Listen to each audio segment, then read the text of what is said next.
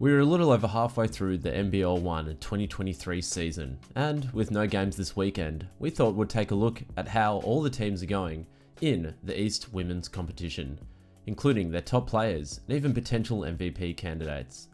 In part 1, we look at the teams at the bottom half of the ladder. Welcome to Two Fit in the Paint's NBL1 review show.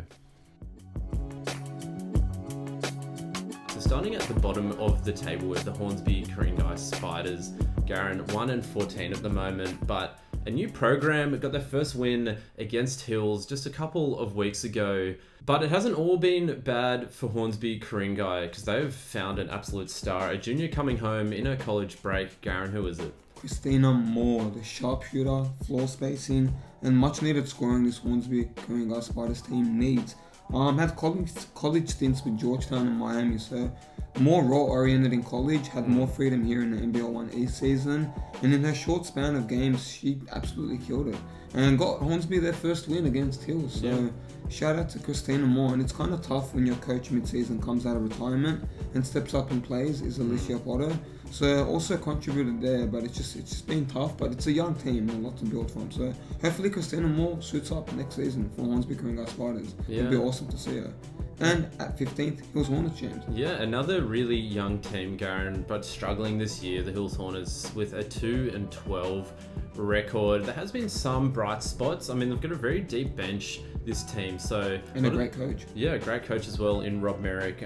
But yeah, it's just about for Rob Merrick just trying to find out which combinations work for this Hills Hornets team. I mean, they've had players going in and out all season. I mean, last game, Curtin Mahoney didn't even play.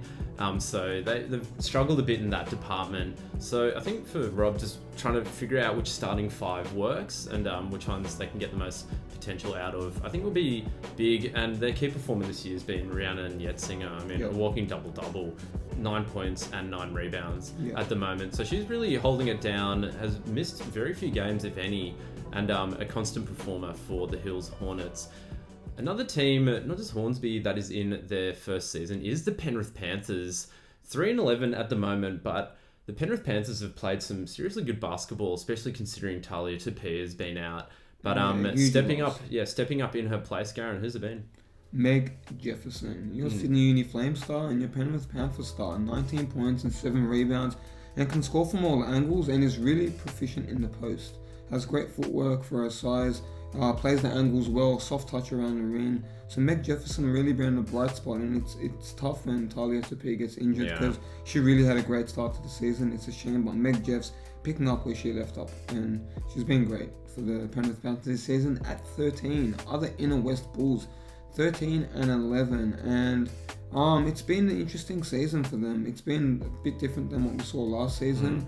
Coaching change mid-season, so we got Michaela Dopkins at 20 points and 14 rebounds, James. What do you know? Been so impressive, Michaela Dopkins. I mean, this team's actually really started. They've got 2 Japanese imports as well as Leilani Mitchell running the point guard. She's had a great season, especially shooting, had a massive game not that long ago. But Michaela Dopkins has shown in, week out, and does it from all over the floor for this Inner West team. So not just leading in rebounding, but also leading that team in scoring as well. So been so important for this Inner West Bulls team. Having a bit of a bounce back season. I know their record maybe doesn't show that, but playing a lot better brand of basketball this time round, and I think with the Wooden Spooners last year. So signs of life for the Inner West Bulls.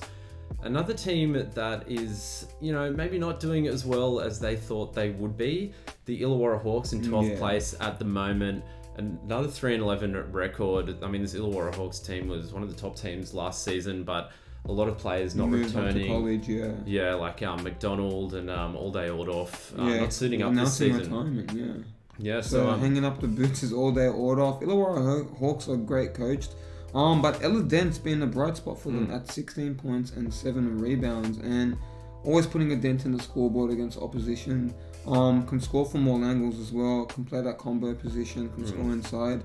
And alongside Ella Dent is Beck Abel, more than capable of lighting it up on the scoreboard. Had a couple 20-point games this season, so Beck Abel, a bright spot for the Illawarra Hawks. 3-11. Don't look at their record, but look at what they can do next season. Maybe get an import or two. No Tyler Scaife this season also. So it's a bit of a different team for Illawarra Hawks. But at 11th, the Crew, Central Coast Crusaders, coached by our favourite Mikel von Lures, the mastermind, and really flipping the script here at Central Coast Crusaders. Led by Jazz Forcadilla and Rachel Manpar. But speaking of Forcadilla, what do we got? I mean, Jazz Forcadilla, 13 points and 5 rebounds this season, really carrying the scoring in her first season back with the Central Coast Crusaders, back where it all began.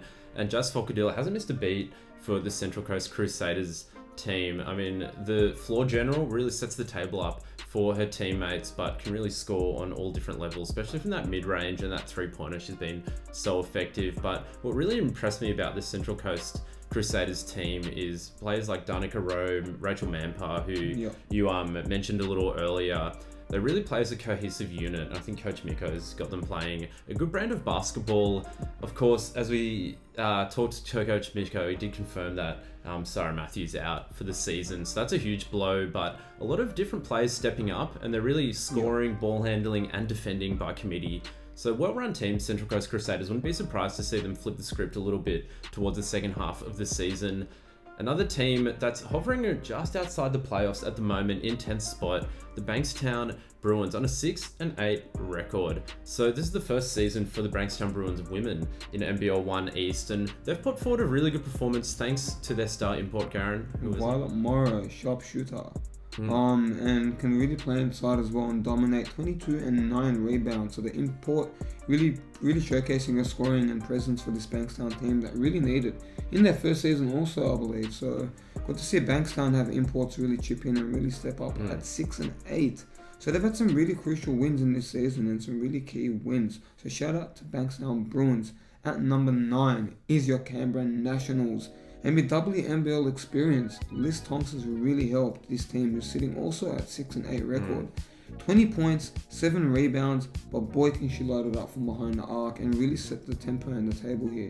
For your Canberra Nationals, James, what have we got? Yeah, they've had a little bit of a slump this year, especially compared to last year, one of the most dominant teams in NBL1 East. But the 6-8 record means they're just keeping their head above water, and with players like Bianca Duffelmeyer also stepping up big time this season. And I think they've got a new import as well. Again, another team wouldn't be surprised shooting up towards the end of the season. I mean, they've got those guards locked in, Duffelmeyer and Tonks, but it's about who can provide that down low presence for them. Mia Slater's done a great job filling the void in that center position, but maybe need a few more players on the wings in that big position just to push them over the edge. I think they might have that now, the Canberra Nationals. So there's our first few teams of part 1 for this review show. We're trying something new here, ladies and gentlemen, so let us know what you think in the comments, and of course stay tuned on 2 Feet in the Paint as we go through the top 8 teams in the women's competition, so keep an eye out for that.